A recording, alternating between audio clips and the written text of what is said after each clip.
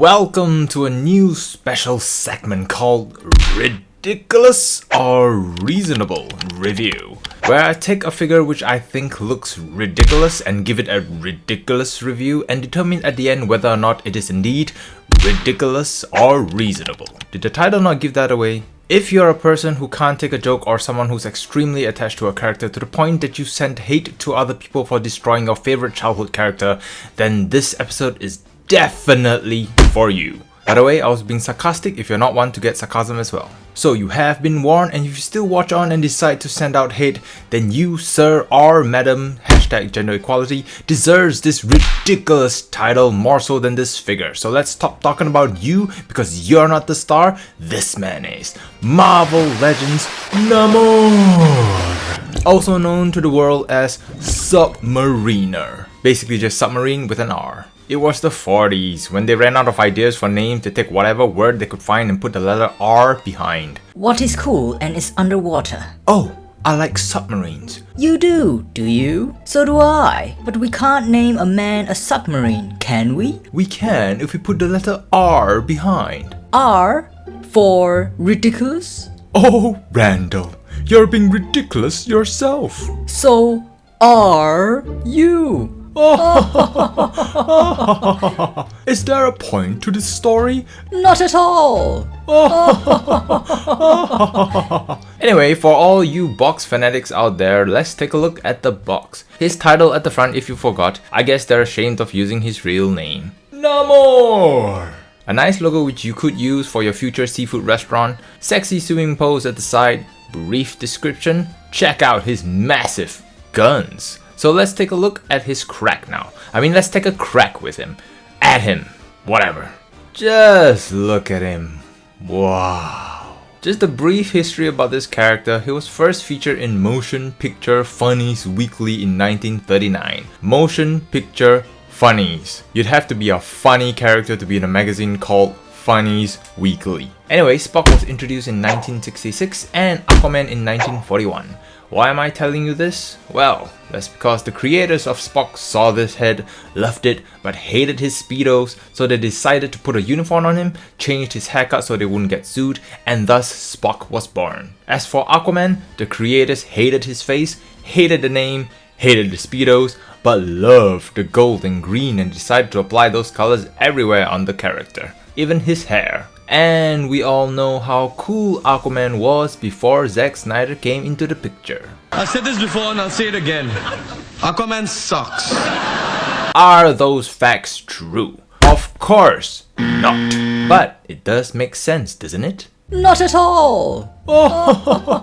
Also, this figure's eyebrow does look like the Chinese god of war. Anyway, this figure looks like an overconfident bodybuilder with gold braces, which looks pretty similar to his skin tone to the point it's hardly noticeable from afar. His body is sculpted really nicely, pecs that could peck out the rock. That is the peck pop of love.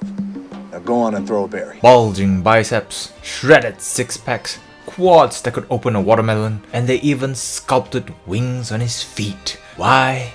Because in 1941, the Adidas JS wings haven't been invented yet, which I think they stole that idea from this character.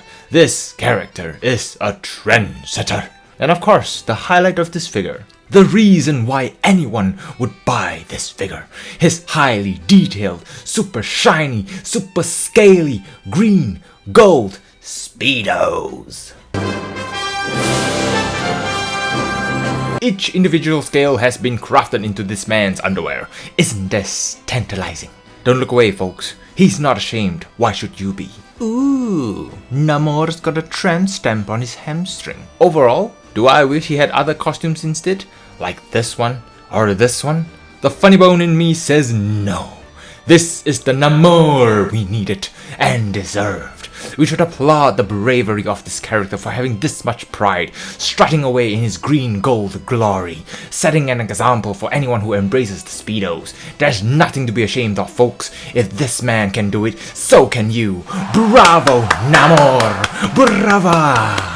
As for his movement, most of you already know what the Marvel Legends articulation can do, and since this man is free from all suits or armor, there's nothing stopping him from doing what he wants to do, so highlighting only the important factors. Despite not having a butterfly joint, he can still move his arm inwards unless his bicep gets in the way. He can crunch this far, and due to his back muscles, he can only arch this far. He can only do this much of a split. I guess doing any more than this will result in a groin injury. He can't kick back because his scaly underwear will give him a very painful wedgie if he tried. And lastly, he has a decapitating calf rotation which can turn him into a penguin if you want to be a troll. Of course, you paid for this figure with your hard-earned YouTube money, so you expect him to come with accessories, and he does so, starting with his primary weapon, the golden stick, painted with the color of demonetization, which is what this video is going to get, because if a video about an oversized headed Spider-Man can get demonetized at one point, then a video showcasing a man's shiny scaly green thong will definitely push YouTube's algorithm over the edge. Not ad friendly. Not safe. Not ad friendly. Not safe. Thank you, YouTube algorithm, for being such an amazing shithead. Where was I again? Oh, the trident. Yes, apart from the color that makes all YouTubers tremble, it does look quite epic. Like a trident on steroids. Is that a seahorse? Hashtag animal cruelty. Also, he comes with a pair of karate chop hands, which you can do the see no evil, hear no evil, speak no evil gestures if you want to be funny about it, which it is. And if the Spock head looks too Spocky to you, they still gave you an interchangeable head which looks more manly and less Spocky. That glorious beard. Look at that. This face, coupled with that amazing body, is meant for Hollywood movies. And with that scaly thong, it definitely ruined his chances of being a movie star. And for the Okoye Build-A-Figure, they give you a pair of hands in case you want to recreate a murder scene. Not ad friendly. Not ad friendly. Not safe. Dear YouTube algorithm, kindly take your algorithms and shove it up your... And here he is showing other characters with suits and armors that you don't need one to look epic. So to sum it all off, is this a ridiculous or reasonable figure? I'd say he's reasonable.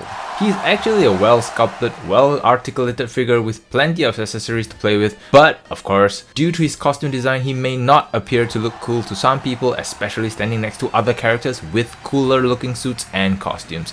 And I definitely would prefer him in the other costume, so it all comes down to personal preference. Anyway, let me know your thoughts on today's episode. As you all know, I'm always trying different things on my channel, and I may have more episodes like this, or maybe this could only be a one-time special episode.